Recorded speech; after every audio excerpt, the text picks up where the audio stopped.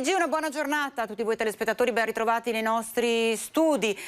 Soprattutto in questi ultimi tempi sono diverse, numerose le manifestazioni no Green Pass, no Vax, alcune autorizzate, legalizzate, quindi nessun problema, però sabato scorso si è svolta una manifestazione no Green Pass non autorizzata. La procura sta indagando, pare che dietro ci siano delle frange di estrema destra. Possibile rischio di infiltrazioni di estrema destra tra i movimenti no Green Pass. Sarebbero queste le motivazioni che starebbero spingendo la procura a fare chiarezza sulla manifestazione di Piazza Duomo di sabato 14 agosto. Nonostante la mancata autorizzazione, in centro città sono sfilate circa 200 persone, così come era accaduto anche il 24 luglio. Gli organizzatori di entrambe le manifestazioni non autorizzate sono stati identificati dagli agenti della Digos e segnalati all'autorità giudiziaria. Nell'occhio degli investigatori soprattutto quanto sarebbe accaduto sabato scorso, quando il fronte no Green Pass si sarebbe diviso con una parte che aveva deciso di scendere in piazza e una parte che invece avrebbe ritirato tutte le richieste. Sabati che continuano a essere caldi per la città di Padova, dove il Veneto No Green Pass ha chiesto le autorizzazioni per un nuovo momento di confronto per il tardo pomeriggio del 21 agosto, con appuntamento ancora una volta in Piazza Duomo. Intanto proprio a Padova cresce il numero di persone Covid positive, ma soprattutto l'azienda ospedaliera ha riscontrato un aumento di persone che vengono ricoverate all'ospedale. Intanto sono 5 i sanitari Novax che sono stati sospesi dal lavoro. Sono 4 infermieri e un operatore sociosanitario, i primi no Vax sospesi tra quanti lavorano all'interno dell'azienda ospedaliera di Padova. Un procedimento che il direttore generale Giuseppe Dalben riassume così. Queste 5 persone non potevano essere collocate in altra situazione lavorativa e perciò sono state sospese. Non avevano una motivazione valida per non essere vaccinate. Intanto il coronavirus continua a essere un osservato più che speciale, anche se il dato con cui esordisce il direttore generale nel suo bilancio settimanale è di quelli che lasciano qualche spiraglio di speranza. In una settimana in Veneto sono diminuiti i nuovi positivi, meno 763 in tutta la regione, meno 82 nella provincia di Padova. A preoccupare è invece l'andamento dei ricoveri. Attualmente in azienda ospedaliera sono ricoverati 27 pazienti, 22 non vaccinati, 6 in terapia intensiva, 15 in malattie infettive, 3 sono donne incinte non in situazioni preoccupanti, 3 bambini, il più piccolo dei quali ha 7 anni. È una situazione non certo stabilizzata, da una parte sembra che i nuovi casi stiano diminuendo, dall'altra però stanno aumentando i ricoveri in terapia intensiva. Quindi attenzione, ripeto, i ricoverati sono quasi tutti senza vaccino. Solo a fine estate si potrà godere dei primi benefici dell'effetto Green Pass, spiega il numero 1 di via Giustiniani, che è un dato continua a guardarlo sconsolato. Se diminuisce il numero totale dei contagi, aumenta a Padova quello dei tamponi positivi, passati dall'1,8 al 2,7% dei totali in una settimana, tutti da variante Delta. E intanto l'Unione regionale delle case di riposo ha scritto una lettera al ministro Speranza per chiedere che venga fatta la terza dose di vaccino soprattutto alle persone che si trovano nelle varie case di riposo del Padovano.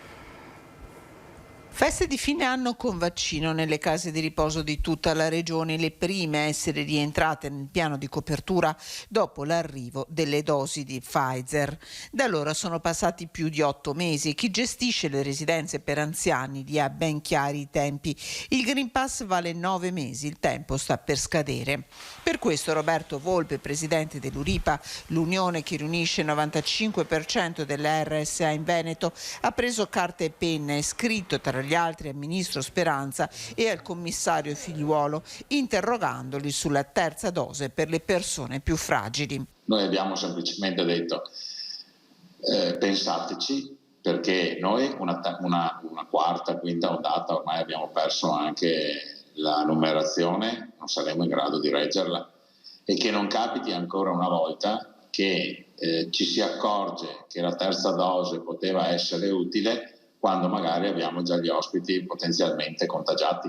Un appello caduto nel vuoto per ora, ma la preoccupazione resta alta, suffragata da uno studio pubblicato a fine luglio dal Centro Europeo per la Prevenzione e il Controllo delle Malattie, che segnala una recrudescenza dei casi di Covid da variante Delta tra gli anziani ricoverati nelle strutture. Il pensiero va al febbraio 2020, quando la pandemia si fronteggiò così. Queste sono le mascherine che usavamo nel 2020 a marzo, sono fatte con la carta da forno e gli elastici delle mutande, perché nessuno ha pensato di mettere sotto protezione la RSA. Non vorremmo trovarci ancora in questa situazione. La situazione per ora nella RSA è di tregua armata con la spada di Damocle della mancanza ormai cronica di personale, soprattutto di infermieri. Siamo in tregua. È una tregua. In questo momento i nostri ragazzi e le nostre ragazze sono comunque stremati da questi 18 mesi.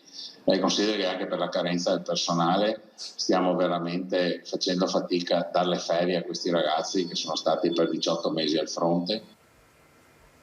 E questa tra l'altro è una situazione davvero che si sta verificando un po' in tutte le case di riposo della Regione Veneto, personale ridotto all'osso, costretto volente o nolente a ore e straore di lavoro, inevitabilmente poi a rimetterci sono gli anziani, per una situazione davvero drammatica per un po' tutte le case di riposo della nostra Regione. Voltiamo pagina, ci occupiamo dell'orrore di Kabul, un appello accorato che viene lanciato da un ristoratore che ha un ristorante, il locale in pieno centro storico a Padova. È arrivato in Italia come rifugiato politico dall'Afghanistan. Proprio in Afghanistan ha lasciato il fratello e ora teme per le sue sorti e chiede davvero che possa venire anche lui, arrivare anche lui in Italia. Ali Khan, quali notizie della sua famiglia dall'Afghanistan? Allora, le notizie che ho una mia cognata che è studentessa universitaria, è rimasta là da sola, sto chattando con lei su Facebook. Ho un fratello cugino che li ho mandati a Kabul per farsi documenti e a farsi un viaggio, che ho un fratello malato di epiletico. 3 giorni fa mi hanno detto che aveva finito anche medicina, era svenuto e non so più, non ho le sue notizie. La mia cognata, come che ultimamente, soprattutto la mia etnia, che noi siamo gli Hazara, noi abbiamo scelto la parte pacifica, non abbiamo preso un'arma in mano, abbiamo mandato i nostri figli a scuola, lei è arrivata all'università.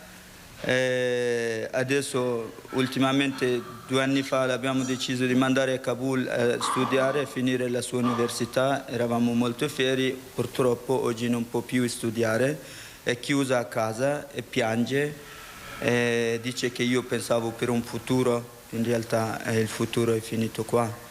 Per cui l'Afghanistan sta tornando non 20 anni indietro, ma 200 anni indietro. E chiedo magari se ci sarà un aiuto umanitario, almeno non so se riuscirò a trovare mio fratello, mio cugino, cerco di chiamare chi posso, almeno la mia cognata, perché veramente da sola non ha nessuno.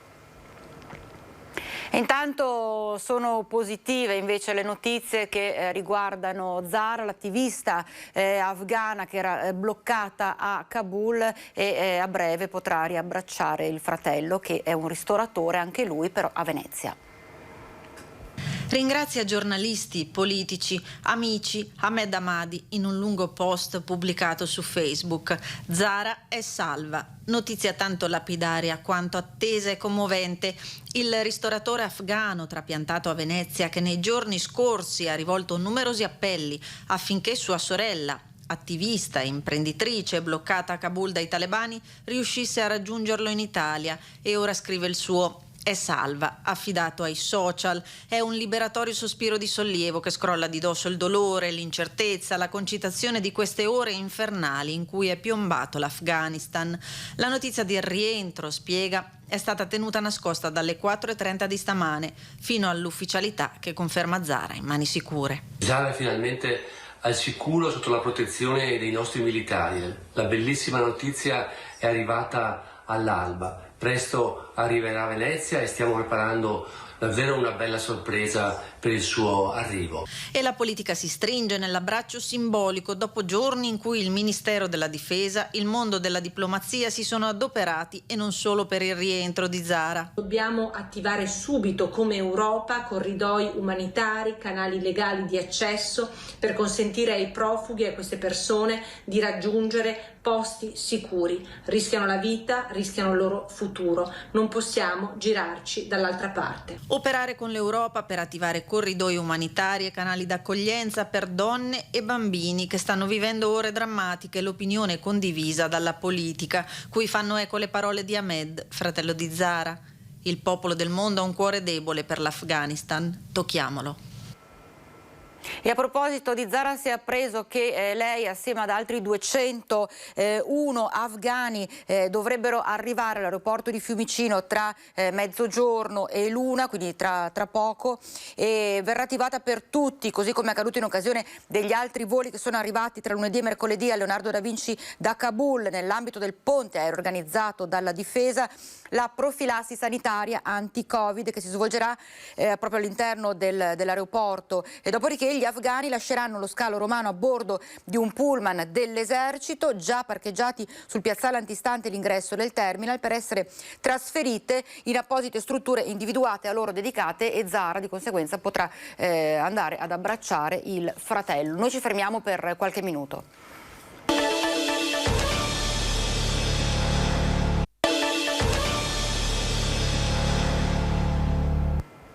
Rieccoci in diretta. Prima di continuare a parlare della situazione in Afghanistan e portarvi anche ulteriori testimonianze che abbiamo raccolto, vedo che da Padova è già pronta la collega Chiara Gaiani. Chiara, buongiorno, buongiorno.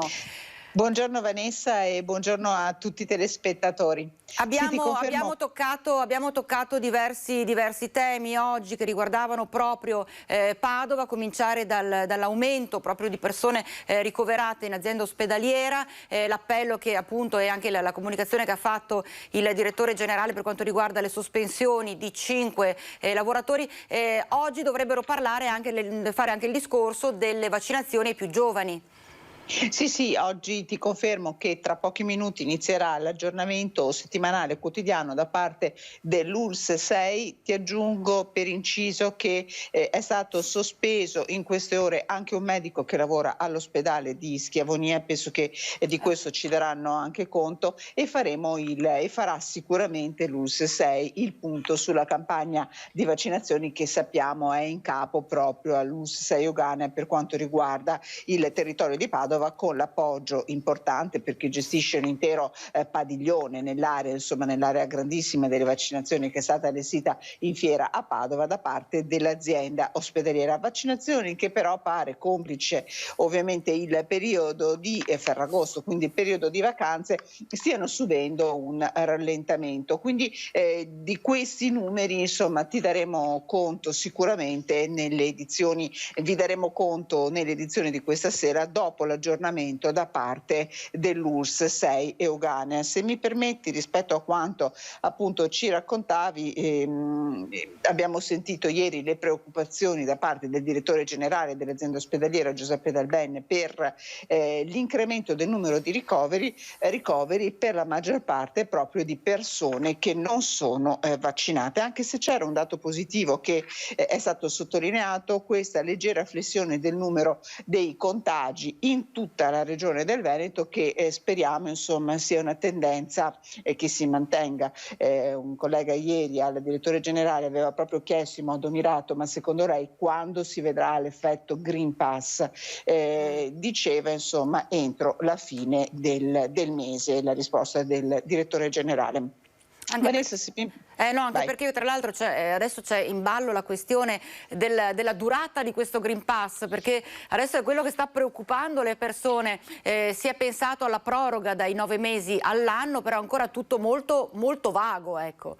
Sì, ed è molto preoccupata, sono molto preoccupati di questo, soprattutto i gestori delle residenze sanitarie per anziani, che sono stati i primi a ricevere il vaccino. Ricordiamo che la prima residenza sanitaria per anziani in Veneto è stata vaccinata il 29 con la prima dose il 29 di dicembre, quindi era stato insomma un momento di festa per tutta l'intera regione, per tutta la comunità, quella di avere la certezza insomma della sicurezza da parte dei nostri anziani. Però ovviamente il tempo sta passando, sono già passati più di 8 mesi e è stato lanciato un appello dal presidente dell'Uripa, che è l'Unione delle case di riposo per anziani proprio pubbliche, indirizzato alle autorità sanitarie italiane, che su questo cerchino di fare chiarezza e diano delle indicazioni.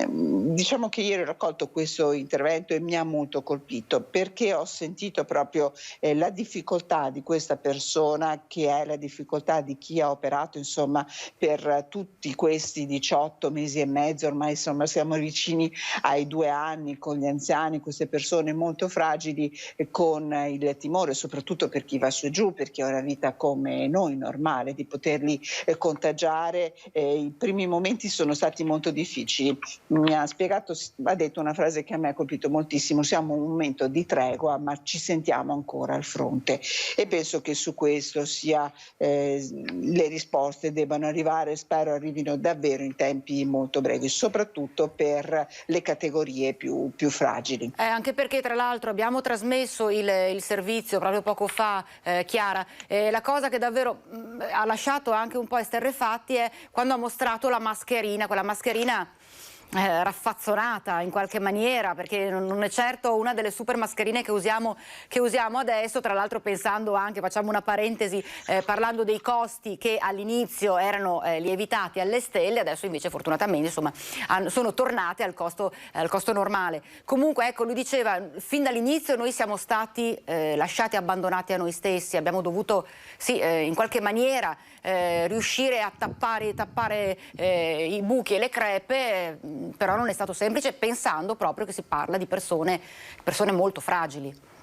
Certo, dove tra l'altro, apro un'altra parentesi, c'è un altro dramma, che è quello del personale. Tutte le residenze sanitarie assistite del Veneto stanno vivendo una drammatica carenza di infermieri. Questo è un dato che io poi non ero riuscita a mettere nel servizio. I nostri spazi, lo sapete bene, insomma sono degli spazi limitati. Lui mi raccontava che in una delle residenze che lui sta seguendo hanno in questo momento in servizio 15 infermieri che arrivano dall'Albania. Il loro permesso per lavoro scadrà a fine anno, non si ha notizia dal governo di se e come questo permesso potrà essere rinnovato. Ovviamente a queste persone va data la garanzia di una continuità, senza però questi 15 infermieri 200 anziani rischiano di dover tornare a casa ed è una situazione davvero drammatica, perché stiamo parlando di persone che magari hanno bisogno di un'assistenza sanitaria che le famiglie magari in questo momento non sono in grado di garantire, o nel caso di gravi disturbi di comportamento sappiamo quanto possa essere difficile la gestione di un anziano all'interno delle mura familiari. Quindi veramente ci sono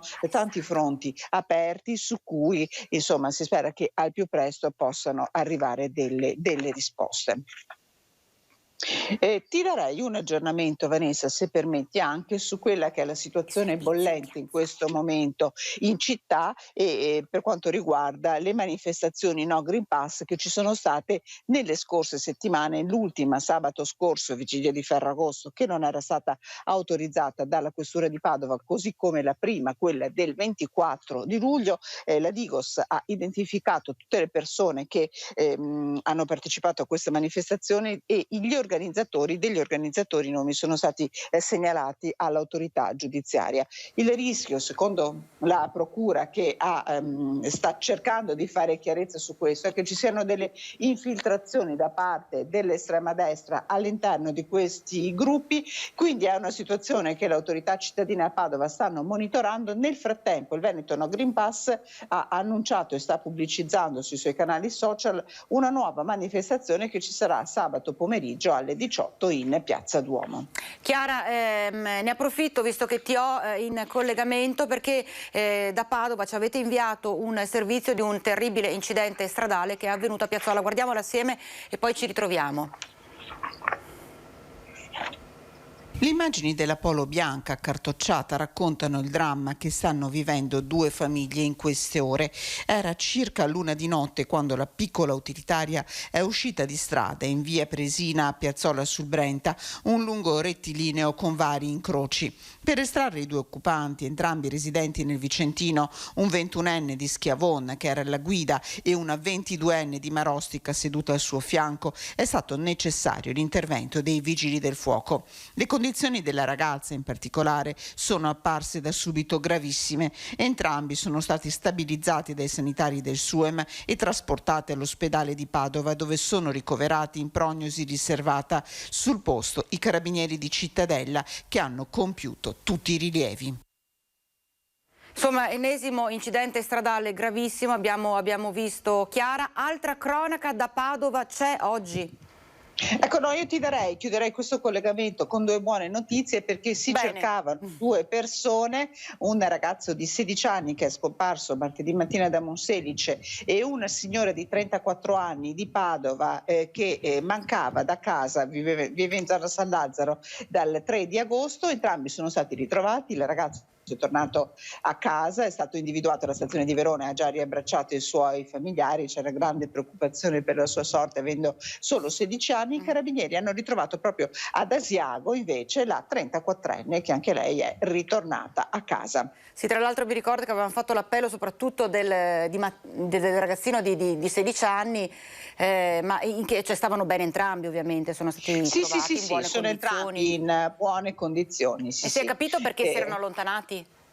Allora, c'erano delle indiscrezioni per quanto riguardava l'allontanamento del ragazzino, pare forse insomma si fosse trattato di un piccolo litigio con i genitori in questo caso, però insomma adesso lui è a casa e ci sarà modo penso per chiarire la cosa. Bene, grazie allora alla nostra Chiara Gaiani, buon lavoro, buona continuazione, tutti i servizi poi nel telegiornale di questa sera. Grazie Chiara, noi ci fermiamo per qualche minuto, una breve pausa.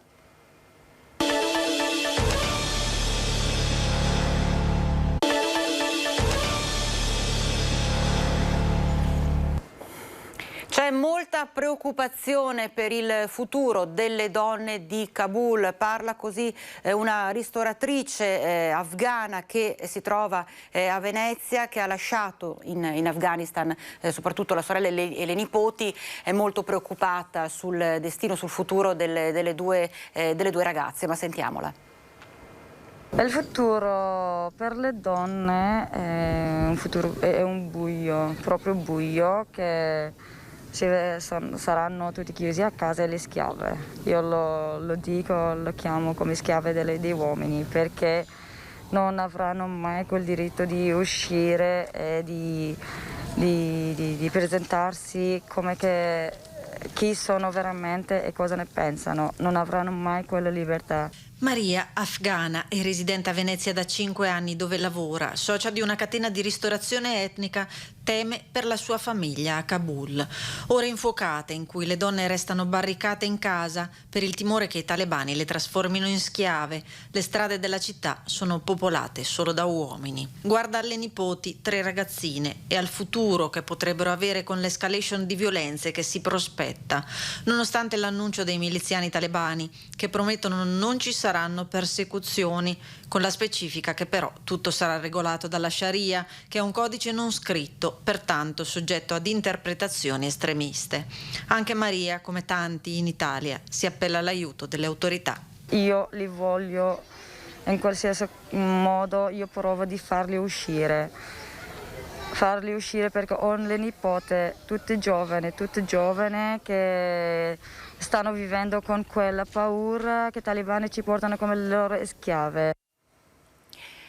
Intanto proprio sulla questione drammatica che si sta vivendo in Afghanistan è intervenuto il sociologo veneziano Bettin, che appunto cerca di spiegare almeno dove l'Occidente in tutti questi 20 anni ha fallito. La chiave di lettura generale sulla vicenda afghana mette in evidenza il fallimento del tentativo di costruire lì un paese a modello dei paesi occidentali, e quindi quello che si può fare in questo momento è favorire la ricostruzione di una società civile afghana che, anche facendo tesoro nei limiti del possibile di quanto accaduto in questi 20 anni, segua una propria strada. Da questo punto di vista quello che dovremmo fare è facilitare i ricongiungimenti con le persone che, essendo qui, non intendono, perché comprensibilmente temono quello che lì sta succedendo, rientrare, e quelli che vogliono uscirne perché rischiano molto. È necessario attrezzarsi per provare a gestirne l'accoglienza. L'impegno dovrà essere su scala internazionale, sostiene Bettin, che affronta anche lo scottante tema dell'accoglienza, alla luce di altre emergenze internazionali gestite in passato. I flussi di profughi, i flussi di persone che scappavano da un'emergenza, appunto, sostanzialmente venivano minimamente gestiti a livello generale e poi scaricati sulle comunità locali, a volte su singoli comuni o regioni. Questa cosa non funziona, serve una gestione generale, nazionale e internazionale, su scala europea come minimo. Governare l'emergenza è il tema chiave, che altrimenti sarebbe incontrollabile, sarebbe impensabile, continua il sociologo, dare futuro e convivenza alle persone che escono da situazioni di crisi. Il rischio è che dopo la situazione emotiva immediata si produca un contraccolpo sull'opinione pubblica, deputata ad accogliere. L'opinione pubblica capirà meglio e con più disponibilità che è necessario fare qualcosa se chi è preposto la organizza bene. E a proposito di accoglienza interviene anche il presidente di Assindustria Veneto Centro, Leopoldo Destro, che è proprio sulla caldissima questione afghana, dice: a prescindere dal giudizio politico sugli accadimenti, l'Europa e il nostro paese non possono voltarsi dall'altra parte e rimanere indifferenti rispetto ai profili umanitari che la vicenda sta assumendo. In particolare, osserva, non si possono non tenere in considerazione il punto di vista umanitario e il rispetto dei diritti umani delle donne e dei bambini, di tutti coloro che hanno collaborato con i paesi occidentali con l'obiettivo di favorire l'introduzione in Afghanistan di diritti universali come il diritto alla salute, il diritto all'istruzione, la tutela dell'infanzia e delle donne. Per queste ragioni, prosegue Destro, principalmente umanitarie, ci sentiamo coinvolti e chiamati in causa come cittadini e cittadine, come sistema imprenditoriale, nel non lasciare soli, nel non tradire la fiducia di coloro, del popolo afghano, che hanno visto nella nostra presenza in quel territorio un segnale di speranza, collaborando all'affermazione di questi diritti. Negli ultimi giorni, ricorda, abbiamo avuto contatti con la Presidenza del Consiglio per approfondire tempi e modi possibili per iniziative a sostegno di questa parte della popolazione afghana, e una volta conosciute le necessità, prosegue, l'obiettivo è quello di verificare se ci siano le condizioni per creare soprattutto occupazione e accoglienza per qualche profugo, qualche famiglia afghana che in questi anni abbiano collaborato con la nostra ambasciata, con i corpi diplomatici, militari e umanitari, e che per le competenze che hanno maturato, per la condivisione dei nostri valori, possano essere inseriti nelle nostre imprese e nelle nostre comunità. Quindi un accorato appello e una dichiarazione molto di collaborazione, di intenti, che è quello appunto che ha lanciato il presidente di Assindustria Veneto Centro, Leopoldo Destro. E a proposito gesto di vicinanza alle persone che stanno soffrendo in Afghanistan e di ricordo di tutti i militari italiani, tra cui anche tanti veneti, il vicentino, ricordiamo l'alpino vicentino Matteo Miotto, che hanno perso la vita proprio in missione NATO in Afghanistan. Il sindaco di Vicenza Francesco Rucco ha deciso di tenere la bandiera a mezz'asta. L'ombra dei talebani a Kabul arriva fino a Vicenza. Una bandiera della città a mezz'asta sventola in Piazza dei Signori. Questo mentre tutti gli sforzi si stanno concentrando per salvare innanzitutto le donne che negli ultimi anni si erano impegnate per creare un Afghanistan migliore di quello che si profila in futuro. Dobbiamo aiutare queste donne che rischiano di entrare nel libro nero dei talebani. Per questa ragione ho deciso di aiutarne due, almeno due, ma non solo. Si tratta di Zafira, sorella di un ragazzo, Ahmed, che a Venezia ha diversi esercizi commerciali, e Atefa, un'avvocata, una giornalista, un'attivista per i diritti civili e delle donne. Li sto aiutando insieme ad altri colleghi, insieme al Ministero della Difesa, insieme a tutto il team della militare e anche della diplomazia. Dobbiamo salvarle. È l'europarlamentare vicentina Alessandra Moretti a seguire l'arrivo in Italia di profughi afghani come Zahra Hamadi, che ha raggiunto la zona militare dell'aeroporto di Kabul e in queste ore dovrebbe imbarcarsi su un aereo per l'Italia. Intanto a Vicenza il sindaco Francesco Rucco esprime la solidarietà della città al popolo afghano e rivolge un pensiero ai soldati che hanno perso la vita per riportare la democrazia in Afghanistan, come Matteo Miotto, l'alpino vicentino morto combattendo 10 anni fa. Abbiamo raccolto la proposta di alcuni sindaci di abbassare a mezz'asta le nostre bandiere. Questo è in segno di vicinanza al popolo afghano per quello che sta accadendo in queste ore e in particolare in ricordo di quei soldati che hanno lasciato la vita, hanno perso la vita per riportare la democrazia in questo paese. Dramma la scorsa notte a Eraclea, una donna pare di origini straniere di circa 40 anni, non si conosce ancora la sua identità, è morta la notte scorsa per annegamento. L'allarme è stato lanciato da alcune persone che si trovavano in sua compagnia. L'episodio è successo attorno alle 2, sono stati i vigili del fuoco che hanno recuperato il corpo, i sanitari del SUEM 118 non hanno potuto far altro che constatare il decesso dopo aver tentato più e più volte, purtroppo inutilmente, di rianimarla. Al momento non si conoscono ancora le cause che hanno portato alla morte della donna, quindi all'annegamento della donna. Stanno indagando i carabinieri. E ci occupiamo invece adesso di una questione parecchio combattuta che riguarda il Green Pass. Green Pass perché è stata avanzata la richiesta da parte di alcuni membri delle minoranze, siamo a Bassano del Grappa, la richiesta di presentare durante i consigli comunali, durante le sedute delle commissioni consiliari, il Green Pass per una questione proprio di sicurezza e tutela di chi partecipa, ma anche delle persone che si trovano in municipio. Questa richiesta è stata al momento negata e d'altro canto invece a Rosà è proprio il sindaco che chiede ai suoi uomini e donne della giunta, ma anche poi a tutti i consiglieri e le consigliere di Rosà, di portare sempre appresso il Green Pass e presentare sempre il Green Pass. Dice è una questione di trasparenza, è una questione di correttezza non solo nei confronti delle persone, della gente, ma anche di chi lavora nel suo municipio. Vediamo.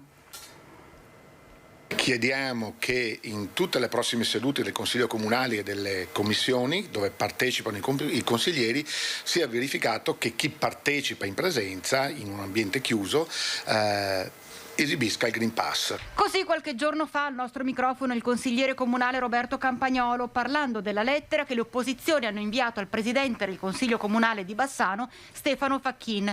Poche ore fa Facchin ha inviato un comunicato in cui dichiara che in base al regolamento non è sua responsabilità richiedere il Green Pass ai consiglieri e se ne è lavato le mani. Peccato che in questa vicenda avrebbe dovuto prendere in mano la situazione la sindaca Elena Pavan, visto il ruolo che ricopre, proprio per una questione di di sicurezza appoggiare questa richiesta delle minoranze. Non ne avrebbe perso in credibilità assecondando l'opposizione, anzi ci avrebbe guadagnato.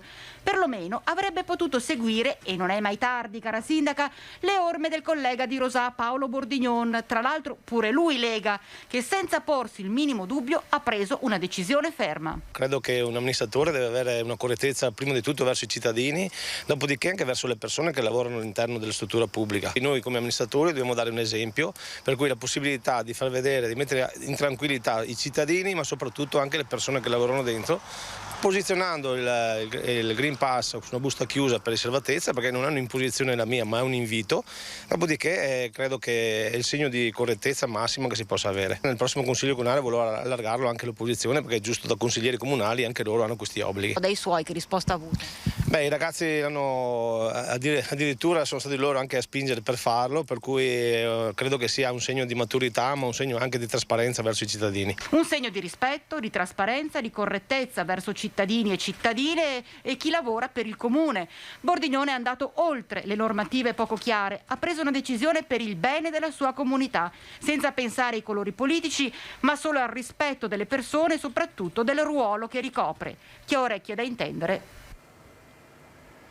E adesso invece parliamo di scuola, perché tra meno di un mese riprendono le lezioni, però c'è ancora tanto da fare per quanto riguarda l'allestimento, la sistemazione, soprattutto la presenza di aule per garantire la sicurezza agli studenti e alle studentesse, come ha dichiarato l'assessora regionale Elena Donazzano.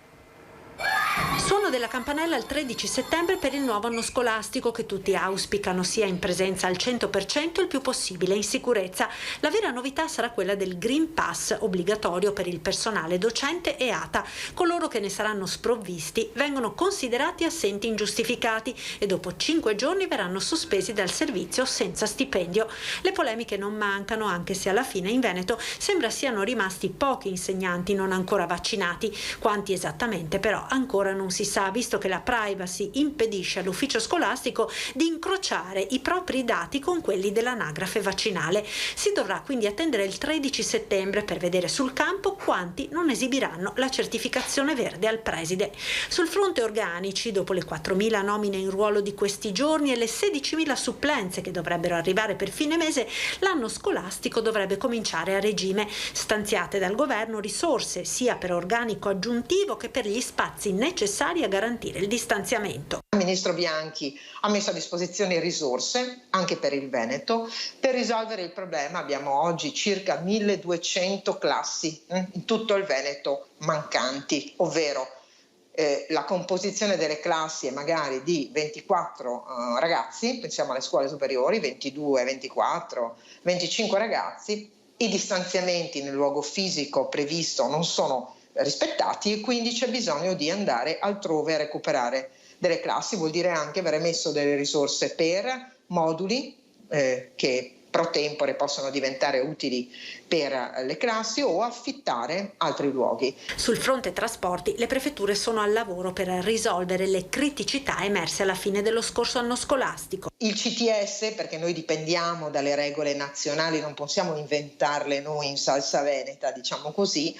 le regole sono che un pullman può essere occupato per l'80% della capienza. Questo pare essere sufficiente nei calcoli che le prefetture hanno fatto per garantire il trasporto. C'è una breve pausa, tra pochissimo.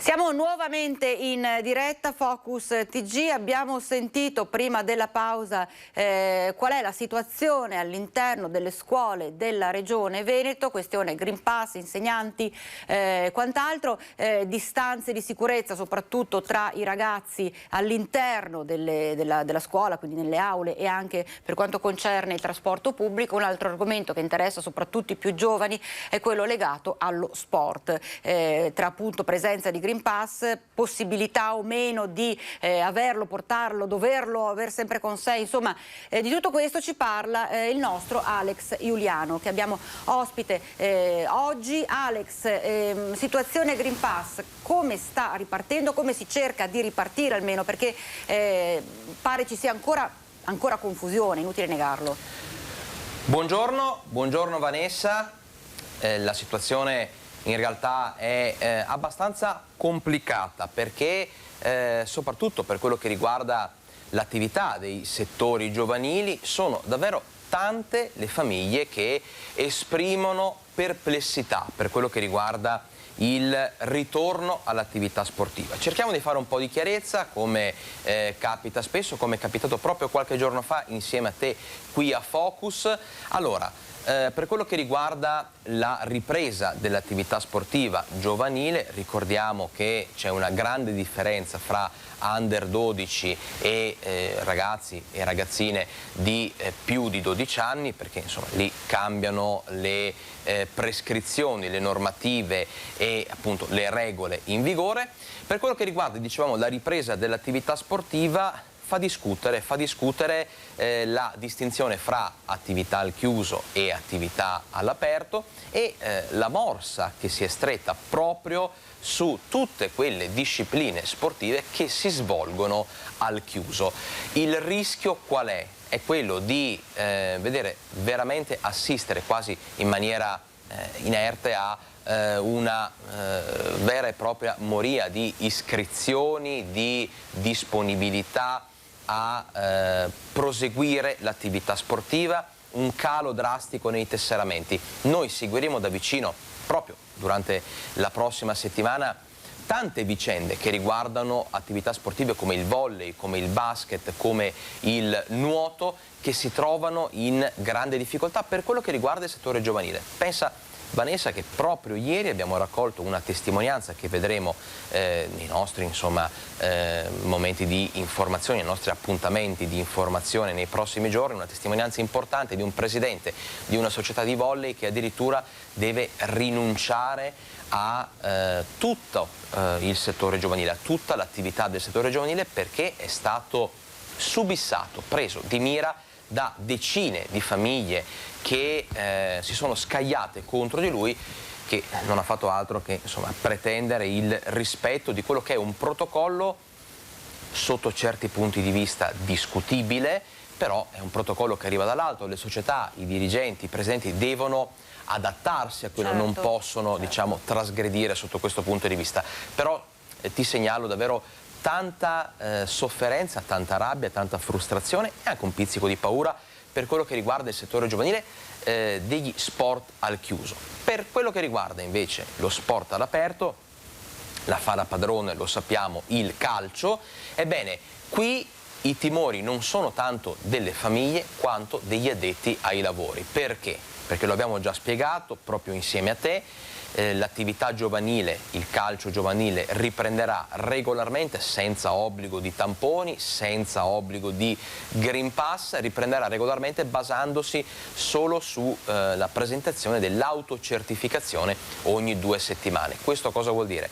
Che per le famiglie non ci sono costi che sarebbero stati difficili da sostenere. Proviamo a pensare una famiglia che ha 3 o 4 figli che praticano tutte attività sportiva, 3 o 4 bambini, bambine, insomma diventa complicato gestire delle spese di tampone, screening, monitoraggio per tutti e 4 i propri figli, ma anche solo per uno, perché si tratta comunque di costi importanti. Dicevamo, se l'aspetto economico è tra virgolette salvo, se non c'è l'obbligo di Green Pass, di tampone, di vaccino, c'è un grosso punto interrogativo. Come verranno gestiti i casi di positività all'interno di un gruppo squadra? Tutto al momento è ancora da decifrare, da delineare, resta per il momento tutto in capo alla gestione dell'ULSS di riferimento, che potrebbe prevedere l'isolamento per il contatto positivo, per il ragazzino o la ragazzina positiva e tutta la cerchia di contatti stretti. Cosa si intende con contatti stretti? Le persone i bambini e le bambine che sono state a contatto con lui per più di un quarto d'ora. Ma a contatto come, in che modo? Ad esempio frequentando lo stesso spogliatoio. Questo potrebbe estendere l'eventuale isolamento fiduciario all'intero gruppo addirittura, quindi non solo ai contatti stretti ma in blocco a tutta la squadra. Ebbene, sono tante le domande ancora in cerca di risposta, l'insoddisfazione cresce, le famiglie sono preoccupate e, come dicevo, anche gli addetti ai lavori. Certo, poi ci sono per esempio situazioni come a me viene in mente un insegnante di danza che ha deciso di portare tutti i ragazzini fuori, quindi anche nel pieno del boom del Covid lei ha deciso di fare lezione proprio per stare vicina ai suoi allievi e alle sue allieve. Ha detto facciamo fuori, giubbotto, quindi c'era freddissimo, giubbotto, però era riuscita almeno in quel frangente a portare avanti una cosa soprattutto che faceva bene. Lo sappiamo benissimo quanto bene faccia lo sport ai bambini, alle bambine, ai ragazzi e ragazze, soprattutto a livello proprio non soltanto fisico ma anche mentale, come modo per scaricare tensioni e quant'altro.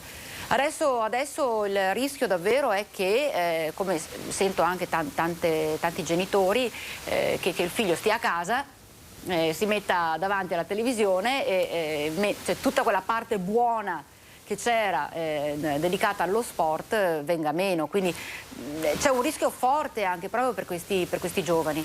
Assolutamente, l'esempio che hai portato tu, Vanessa, è veramente calzante, quando la passione, quando insomma, si fa di necessità virtù. Sappiamo tutti quanto importante è lo sport, soprattutto per i giovani. La maestra di ballo che ha trovato questo, chiamiamolo tra virgolette, escamotage, altro non ha fatto che dimostrarsi veramente vicina alle problematiche e alle necessità delle ragazzine, dei bambini e delle bambine. Sono situazioni che andrebbero prese un po' ad esempio. Certo che in alcuni casi diventa impossibile, come nel volley, come nel nuoto, insomma, cioè ci sono dei contesti in cui effettivamente diventa complicato cercare di, tra virgolette, arrangiarsi e aggirare quelle che sono delle normative, dei protocolli, in alcuni casi, lo abbiamo detto, troppo restringenti, troppo limitanti per quello che riguarda l'attività giovanile. Apriamo una parentesi sul pubblico, perché insomma parlando di sport c'è anche chi lo sport lo va a vedere e non solo a praticare. Ebbene, sono usciti nuovi protocolli, le linee guida che prevedono l'accesso, il libero accesso agli impianti sportivi sia al chiuso che all'aperto per i soli possessori di Green Pass. Per gli impianti all'aperto al momento in zona bianca è consentito un accesso pari al 50% della capienza dell'impianto, della struttura. Per invece i palazzetti, insomma le strutture al chiuso, al momento è consentito un accesso pari al 35% della capienza effettiva. Mi permetto di segnalarti un'altra problematica e questo è un altro di quegli aspetti che andremo a analizzare insieme e che vi racconteremo, perché proprio alla luce di questi protocolli, in alcuni casi un po' difficili da decifrare, in alcuni casi in contrasto con quella che è insomma il libero arbitrio delle famiglie e chiaramente degli atleti, sta nascendo e si sta diffondendo una preoccupante tendenza, quella all'omertà, cioè tante società stanno chiedendo, quasi tra virgolette obbligando i propri tesserati che dovessero essere trovati positivi a negare che nei giorni antecedenti abbiano frequentato il campetto da calcio, lo stadio, insomma la palestra, il palazzetto, eccetera. Bene, questo è un atteggiamento che ci sentiamo di condannare, perché chiaramente se è vero che in maniera molto fredda tutela quella che è la prosecuzione dell'attività sportiva, mette a rischio la salute, che è il bene principale a cui tutti, famiglie, addetti ai lavori, società sportive e insomma mezzi di informazione devono far riferimento. Quindi racconteremo anche storie di atleti che sono stati proprio quasi costretti a negare di essere stati a contatto con altri giocatori, con altre giocatrici. Ascolta Alex, questa sera alle 20 come sempre l'appuntamento è con Sport in Casa. Di cosa ci parlerai? Questa sera parliamo del calcio cairano, campionato di calcio di promozione, anche qui problematiche a ripartire, ma c'è un settore giovanile florido che addirittura ha fatto segnare un'impennata di tesseramenti e di iscrizioni. Parleremo anche delle tante amichevoli che si stanno giocando in questo periodo, amichevoli / allenamenti congiunti, proprio per fare un piccolo punto della situazione.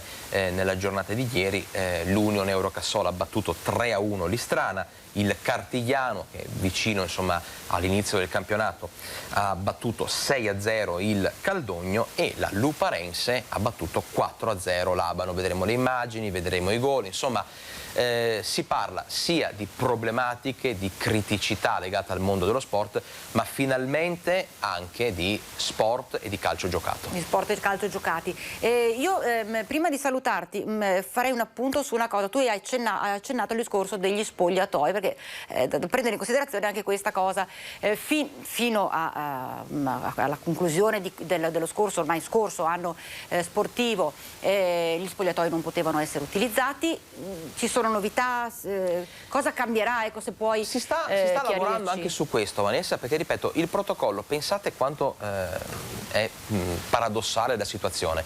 Un protocollo di 43 pagine per quello che riguarda la FIGC, quindi il calcio, che è stato oggetto per quasi 7 giorni di interpretazioni, studi, analisi, insomma veramente ogni tanto ci si complica la vita da soli. Però per quello che riguarda la gestione degli spogliatoi, al momento è consentito l'accesso in spogliatoio, però dicevamo prima diventa importante capire come un caso di positività eventualmente insomma legato anche alla presenza di altre persone nello spogliatoio debba essere gestito in termini di isolamento, quarantena e quant'altro. Vi racconteremo anche questo, al momento non tutti gli aspetti sono chiari. Bene, allora io ringrazio Alex e Giuliano, grazie Alex per il tuo intervento, insomma ne abbiamo capito un po' di più, anche se è chiaro che ancora c'è tanto da lavorare. Grazie Alex.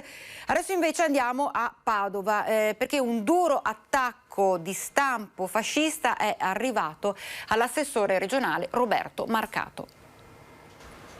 Uno striscione fuori dallo stadio Appiani, lato via 58esimo Fanteria, con una scritta fascista in caratteri fascisti contro l'assessore regionale, il padovano Roberto Marcato. Autori gli ultras del Padova, che non hanno gradito un post del politico della Lega sulla morte di Gino Strada, di cui l'assessore veneto elogiava le virtù umane. I suoi seguaci non hanno però apprezzato e hanno commentato il pensiero sul profilo con frasi ingiuriose contro Marcato e contro il fondatore di Emergency.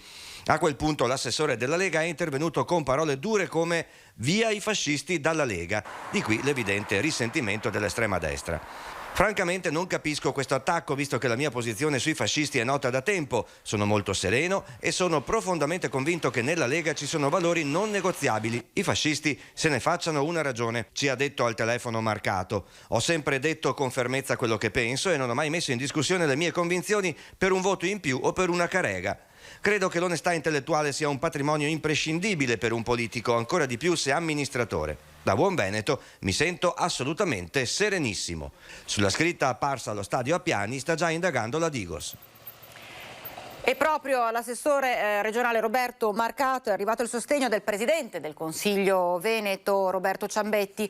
La mia personale solidarietà al collega Roberto Marcato, nel mirino, dice Ciambetti, della stupidità e dell'ignoranza di un gruppo di cui non si sentiva certo la mancanza e su cui spero si faccia piena luce. Non cadiamo, precisa Ciambetti, nel gioco delle intimidazioni e delle provocazioni di chi non capisce l'importanza del rispetto dell'avversario. Nessuno può infangare la memoria di un uomo come Gino Strada, ci sono confini di intelligenza che non possono essere calpestati. Lapidario, chiaro, il presidente del Consiglio regionale Roberto Ciambetti. C'è una brevissima pausa, tra poco.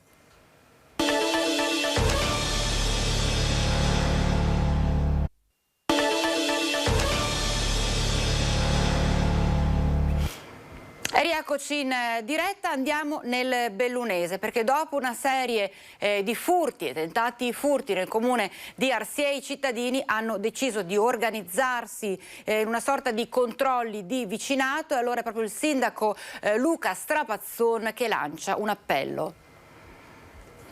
stiano attenti, che non prendano iniziative, anche per la loro incolumità e tutto quanto, e se sentono rumori o macchine sospette da chiamare subito il 112. Furti o tentati furti a Rivai e Mellame di Arsie sono fenomeni che le statistiche non avevano mai riportato nelle pagine di cronaca del Basso Feltrino. Eppure a cavallo di Ferragosto una banda ha scelto proprio quelle due località per minare la loro atavica tranquillità. I carabinieri hanno raccolto ogni elemento utile per risalire all'identità dei malviventi e stanno svolgendo accurati servizi di controllo del territorio, ma non è bastato a calmare la paura dei cittadini che si sono organizzati autonomamente per il controllo di vicinato. L'ultima intrusione scoperta risale a ieri. L'ultimo furto che c'è stato, sono entrati nel nostro asilo, nella nostra scuola materna dell'infanzia di Rivai, dove hanno tagliato la rete di recinzione e hanno rotto la finestra per entrare. Fortunatamente non hanno portato via niente. Collaborate e segnalate ogni movimento che ritenete sospetto al 112, l'invito dei carabinieri della compagnia di Feltre, subissata di telefonate. I nostri cittadini si stanno muovendo con ronde, anche perché capisco l'invasione nella casa, dove che la casa dovrebbe essere un luogo di protezione, a trovarsi un'invasione di questa gente che entra dentro. La preoccupazione dei nostri cittadini è tanta, che abbiamo i carabinieri che stanno lavorando per riuscire a risolvere questo problema quanto prima. Adesso ci occupiamo del viaggio di un ambientalista greco che tra le sue tappe ha scelto anche Venezia. Lui è Hagis Emanuil, attore noto in Grecia che ha sposato la causa ambientalista e che attraverso una lunghissima maratona partita da Atene arriverà a Glasgow, dove si terrà la conferenza ONU sul clima. Tra le tappe Venezia è sostenuto da World Human Forum e dalle associazioni del territorio che lo hanno accolto per dare visibilità all'iniziativa e sensibilizzare sul tema dei cambiamenti climatici che investono anche la città lagunare. Saranno con lui per una voga in Canal Grande e poi ripartirà di corsa da Piazzale Roma. A tradurre per noi l'intento dell'atleta Giovanni Leone, architetto e presidente dell'Associazione dei residenti di Dorsoduro. La prima tappa continentale europea, prima di attraversare tutta l'Italia del Nord e poi la Francia fino al Belgio e poi all'Olanda, e da Rotterdam imbarcarsi verso l'Inghilterra, da cui raggiungerà Glasgow il 1° novembre. Hagis non è nuovo a questo tipo di iniziative. Qualche anno fa aveva percorso 240 chilometri dal canale di Corinto ad Atene a difesa della libera balneazione sulle spiagge della Grecia, ma ora punta a percorrere quasi 2500 chilometri in 80 giorni, dall'Acropoli, sede dell'Assemblea della Democrazia Ateniese, alla Scozia, con varie tappe, tra cui Venezia, città simbolo. Perché Venezia? Perché Venezia è un ponte tra Oriente e Occidente e la figura del ponte è importante, fondamentale, connette rive diverse e crea di due individualità separate una nuova unità. Nuova unità in favore del clima, l'aspettativa che rivolgerà correndo ai vertici ONU. Restiamo a Venezia, ci occupiamo del duro attacco dell'assessore Venturini rivolto al governo e al ministero in merito alla questione Mose. Nell'inverno del 2020 Venezia ha scoperto che il Mose funziona, ma in città, nonostante tutto, la preoccupazione è palpabile, visto che quando si parla della fase di avviamento delle paratie manca ancora un piano. I veneziani rischiano perciò di trovarsi già sotto acqua con le prime mareggiate a inizio autunno.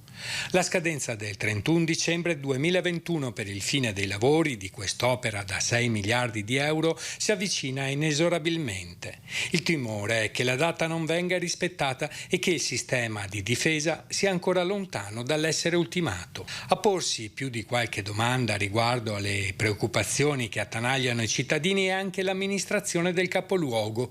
L'assessore alle infrastrutture e allo sviluppo economico Simone Venturini ha deciso di rivolgersi direttamente al governo e al ministero nella speranza che i problemi vengano risolti una volta per tutte. Il Mose tra qualche giorno, qualche settimana sarà in grado di funzionare oppure scriveremo fuori un cartello con scritto chiuso per ferie o chiuso per manutenzione?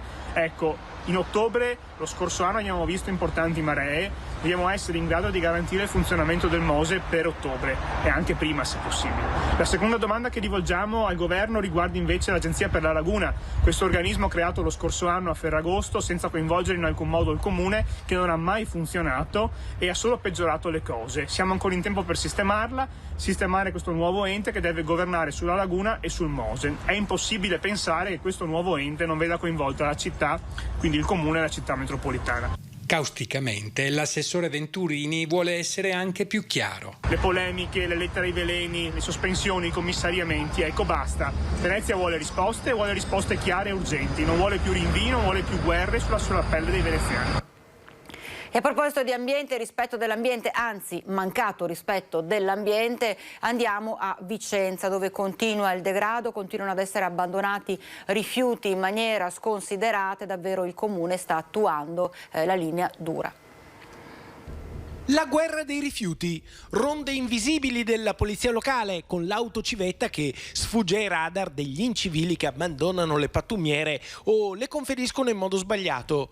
Gli ultimi controlli antidegrado puntano su Viale Cricoli a Vicenza, dove una persona è stata sanzionata con una multa da 225 euro per aver gettato nel cassonetto del secco rifiuti che potevano essere differenziati. Altri controlli sono stati fatti in diverse zone della città. I filmati registrati dagli occhi elettronici hanno messo in evidenza altri conferimenti scorretti, con l'abbandono di sacchi della spazzatura fuori dai cassonetti in strada Sant'Antonino. I responsabili sono stati individuati e colpiti da multe da 300 euro.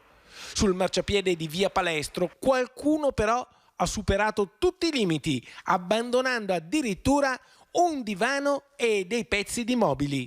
Gli investigatori della polizia locale stanno cercando chi ha commesso questo ennesimo gesto di inciviltà, ma per l'assessore all'ambiente Simona Siotto la misura è davvero colma. Ora sta valutando la possibilità di raddoppiare il valore delle sanzioni nei casi più gravi. Lascio piuttosto perplessa il fatto che i casi continuino a esserci e speriamo insomma che si riducano sempre di più e che sanzioni come queste siano un fattore in qualche modo di educazione verso quello che dovrebbe essere il rispetto dell'ambiente e soprattutto la necessità di avere una città come tutti la vogliamo, in ordine e pulita. Verso la ripartenza, verso la ripresa, tanto che i commercianti del centro storico di Belluno stanno cercando di delineare linee guida per rilanciare tutto il periodo autunnale e invernale. Purtroppo il Natale, dicono, resta un tasto dolente e si scagliano contro l'amministrazione comunale che definiscono totalmente disinteressata. Iniziamo dalle notizie positive perché il Consorzio Belluno Centro è pronto a dare un forte segnale ai cittadini e ai turisti per l'imminente autunno. 2 mostre diffuse lungo le vie dello shopping, una panchina gigante in legno a forma di metro da sarto attorno alla fontana di Piazza dei Martiri, naturalmente l'ex-tempore di scultura che torna dopo lo stop imposto dalla pandemia lo scorso autunno. Noi siamo ancora vivi e faremo delle manifestazioni tra ottobre e novembre, alcune già consolidate come l'ex-tempore e altre 3 completamente nuove. Si parte il 16 ottobre con una mostra che celebra i 40 anni di Scoppio Spettacoli. Mi trovo con una cantina piena di manifesti, con volti che all'epoca avevano veramente richiamato migliaia di persone, soprattutto a Longarone, quindi da Vasco Rossi a Ligabue, Litfiba, John Mayall, e li metteremo sulle vetrine dei negozi del centro storico da metà ottobre per un paio di settimane. È così che le strade del centro storico di Belluno si trasformeranno in via del rock, del teatro, delle donne, una 60ina di vetrine per altrettanti manifesti originali dei concerti degli artisti che si sono esibiti fra il capoluogo e Longarone e che hanno fatto la storia della musica nazionale e internazionale. E poi ci sarà l'esposizione delle foto d'epoca del Nevegal dei primi del Novecento collocate sui ceppi di legno che sono diventati il biglietto d'ingresso dei consorziati del centro. Alla presentazione delle attività autunnali finanziate dai soci, da sponsor privati e con il contributo della Camera di Commercio, assente il Comune con cui da tempo i rapporti paiono deteriorati. Noi pensavamo di, dopo l'esempio che avevamo dato nel 2019, di avere le porte aperte, di aver dimostrato che sapevamo fare e fare molto bene, con idee innovative e anche portando sponsor esterni. Avevamo un bel progetto e per problemi burocratici non abbiamo potuto realizzarlo. L'attesa di un riconoscimento è stata vana, nessuno fra i commercianti se ne capacita. A totale disposizione della prossima amministrazione, afferma il consorzio sostenuto da Confcommercio. Gli eventi per il settore sono economia, promozione, nuovo equilibrio, incalza il direttore Luca Dal Poz. Fare uno sforzo è estremamente difficile, ma è segno di responsabilità per le aziende e il territorio. E adesso vi raccontiamo una storia che ha dell'incredibile. Un pensionato bassanese si vede recapitare la posta con ritardi di 6 mesi. Sentiamo. Caro amico, ti scrivo, anzi, meglio di no. Già, perché il rischio è quello di scrivere oggi e avere una risposta fra 6 mesi. Tanto ha dovuto aspettare un nostro telespettatore bassanese che si è rivolto a noi per dare voce al suo disappunto.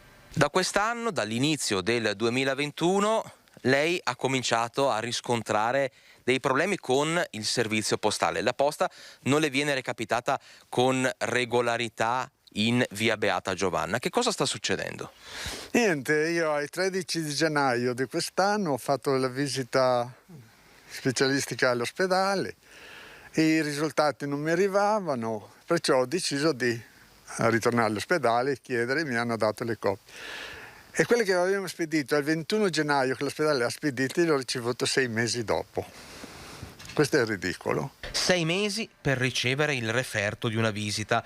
Altra posta importante che è finita chissà dove e che arriverà chissà quando. Adesso sto aspettando da 4 mesi posta importante che mi deve arrivare dagli Stati Uniti. È stata spedita a 4 volte, è uscita dagli Stati Uniti e qua non è arrivato niente. Ogni giorno sto lì a aspettare, se arriva ma non arriva. Un problema, un disservizio che sembra nascere dallo smistamento di Padova, anche se le poste centrali di Bassano non sono riuscite ancora a dare una risposta chiara al nostro telespettatore. Sono rivolto alla posta, ho fatto reclamo. Ce lo dicono qua a Bassano che là non c'è posta mia, allora mi dicono che dipende da Padova, uno si dà colpa a uno, non si dà la colpa all'altro. Veramente io come cittadino non lo so da dove è il problema, qualcuno è responsabile di questa roba. È stato decretato lo stato di crisi per 5 province venete dopo il maltempo che si è abbattuto sulla nostra regione ancora lunedì scorso. Intanto resta aperta la questione del pericolo degli alberi che vengono puntualmente abbattuti dalle fortissime raffiche di vento. Treviso, Padova, Verona, Vicenza e città metropolitana di Venezia. Il presidente della regione, Luca Zaia, ha dichiarato per queste 5 province lo stato di crisi in seguito al maltempo di lunedì sera. Il decreto rimarrà aperto in attesa che i comuni effettuino un preciso censimento dei danni provocati alle opere pubbliche e ai privati. È stato il vento a causare i problemi maggiori, abbattendo alberi e spezzando rami. La caduta di piante sta diventando una costante in caso di temporali, con tutti i rischi che questo comporta, soprattutto a livello di viabilità. Fausto Pozzobone, esponente di Lega Ambiente, spiega che il problema nasce a monte. Sicuramente il cambiamento climatico incide, quindi grandi movimenti di aria, grandi venti. Però poi bisogna vedere dove sono stati piantati, insomma. Qua abbiamo un esempio, poi lo vedremo, un esempio di come non si devono piantare gli alberi. Il filare lungo questa strada a Macerata fa riflettere, gli alberi piantati non hanno neppure lo spazio per svilupparsi. Qua le radici non si sviluppano perché poi magari sotto c'è anche cemento e cercano in tutte le maniere di sopravvivere e le radici sono compresse all'interno di aiuole strettissime e quindi quando arriva un temporale, arriva un po' di aria, assolutamente questi schiattano. Piante sofferenti e quindi più esposte alle malattie, tanto da spezzarsi anche a metà tronco. Dobbiamo cominciare a pensare a zone per le piante completamente diverse. Dobbiamo pensare a più zone dove poter creare boschi. Gli alberi vanno potati in modo da equilibrare le chiome e nutriti adeguatamente. Detto questo, è anche vero che ogni qualvolta si ipotizzi di rimuovere piante pericolose o malate, insorgono gli ambientalisti. Questa sensibilità che però, secondo me, dovrebbe essere incanalata e qua penso che ci siano responsabilità anche da parte delle associazioni ambientaliste, sia incanalate all'interno di un ragionamento per cui tu sacrifichi un albero e hai la possibilità poi di piantarlo non un altro albero, ma 2-3 altri alberi all'interno di strutture boschive. vediamo se riusciamo a collegarci adesso dall'ospedale di Bassano del Grappa. San Bassiano, eccola lì. La nostra Erinda Chitezza si trova in ospedale al San Bassiano, dove tra l'altro si è conclusa da poco la conferenza stampa per fare un po' il punto della situazione vaccinale, soprattutto per i più giovani. Giusto, Erinda? Giusto, buongiorno Vanessa e buongiorno anche a tutti i nostri telespettatori. Abbiamo oggi fatto il punto della situazione delle vaccinazioni per la fascia dei giovanissimi tra i 12 e i 25 anni, che era partita un po' a rilento, forse dovuta anche al discorso delle vacanze della settimana di Ferragosto, ma ha ripreso ben spedita. Infatti attualmente ci sono oltre 11.000 vaccinati con la prima dose della fascia dei giovanissimi. Intanto è molto importante ribadire che si cerca di garantire e di diffondere il messaggio dell'importanza del ritorno alla didattica al 100%, e quindi l'invito è quello di vaccinarsi e vaccinarsi sempre di più, di andare nei centri vaccini, perché l'accesso è libero fino al 31 di agosto e tra l'altro l'ULSET Pedemontana ha siglato inoltre anche un accordo con i pediatri di aiutare la prenotazione dei vaccini delle zone un po' più decentrate. Quindi Erinda, fino al 31 agosto, ripetiamolo, soprattutto la fascia 12-25 può accedere liberamente al centro vaccinale, in questo caso al centro vaccinale di Bassano, l'ex Eurobrico, senza dover prenotare, giusto? Esattamente. E poi ricordiamo l'importanza appunto di vaccinare le fasce dei giovanissimi, perché si tratta anche di questioni sociali per garantire ai propri bambini, ai propri ragazzi di ritornare ad una vita normale, di socializzare, perché ci sono anche moltissime malattie che sono dal punto di vista psicologico, ci sono state fasce più giovani dovute al fatto anche di non aver avuto la possibilità di accedere di andare a scuola, di relazionarsi con i propri coetanei.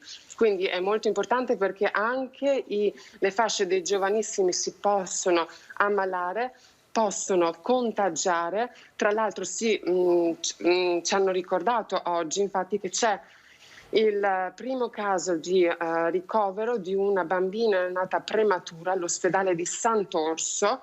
La bambina presentava insufficienza respiratoria, quindi è stata messa prima sotto ossigeno, adesso si trova in pediatria e i genitori non erano vaccinati, quindi anche i bambini si ammalano. Quindi la bambina è positiva al Covid, è risultata positiva. Esattamente, al Covid. è risultata positiva al Covid ieri. Ma sì. I genitori si sa se erano positivi o meno? I genitori non erano vaccinati e al momento non si sa se erano comunque positivi. Certo. Bene. Quindi importanza sociale. Certo, anche perché poi abbiamo sentito, prima abbiamo avuto anche un collegamento con Alex in cui spiegava quanto sia necessario, soprattutto per i più giovani, la pratica dello sport diventa fondamentale per una questione non soltanto fisica ma anche proprio mentale, di libertà e liberazione. Quindi diventa un limite molto importante, diventa fondamentale la vaccinazione soprattutto per i più giovani. Quindi la conferma l'hai avuta anche tu oggi in ospedale. Diventa fondamentale. Ricordiamo che l'obiettivo maggiore è che possano essere vaccinati gli adolescenti per riprendere appunto l'attività didattica al 100%. Bene, allora io ringrazio la nostra Erinda Chitezza, poi tutte le informazioni in maniera più dettagliata nel telegiornale di questa sera, TG Bassano, alle 18:50. Grazie Erinda, buona continuazione e buon lavoro. Noi invece noi adesso andiamo a parlare di un altro ospedale, l'ospedale San Giacomo Apostolo di Castelfranco Veneto, che è stato fortemente danneggiato. Prima abbiamo parlato del maltempo. Bene, il maltempo di lunedì scorso ha danneggiato in maniera importante soprattutto la parte della copertura dell'ospedale, quindi andiamo a vedere che cosa si deve fare adesso. 500 metri quadrati di copertura divelta dalla forza del vento. All'ospedale di Castelfranco Veneto è stata una corsa contro il tempo l'altra notte per non creare disagio ai pazienti dello IOV, l'Istituto Oncologico Veneto, che ha in uso i locali interessati dalle conseguenti infiltrazioni d'acqua. L'ufficio tecnico dell'ULSS 2 si sta occupando dei lavori di ripristino. I danni ammontano ad almeno 400.000 euro. Allo IOV spetta la gestione logistica. Sono state interessate a una piccola area della terapia intensiva che però ha necessitato di bloccare l'utilizzo di 3 box per un totale di 4 posti letto, e quindi il personale ha spostato in un'altra area i pazienti che erano lì assistiti. E poi c'era il problema di un'area delle sale operatorie che è diventata non agibile nei giorni successivi. Ma malgrado questo, interventi, ricoveri e terapie non hanno subito ritardi. I pazienti che comunque, per i quali era previsto comunque l'attività chirurgica, sono stati tutti trattati come da programma, solo che il personale ha allestito altre sale operatorie.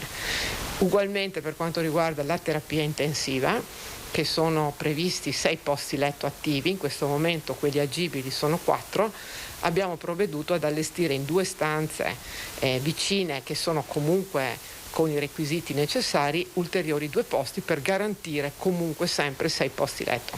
Questi saranno pronti da domani. In un post su Facebook, Benini ha voluto dimostrare la sua gratitudine al personale e a tutti coloro i quali hanno reagito prontamente a quello che è successo per il bene dei pazienti. Un grazie ovviamente come sempre al personale sia del nostro istituto e della ULSS Trevigiana, così come le forze esterne, perché hanno permesso di affrontare questa grande emergenza senza arrecare problemi all'assistenza.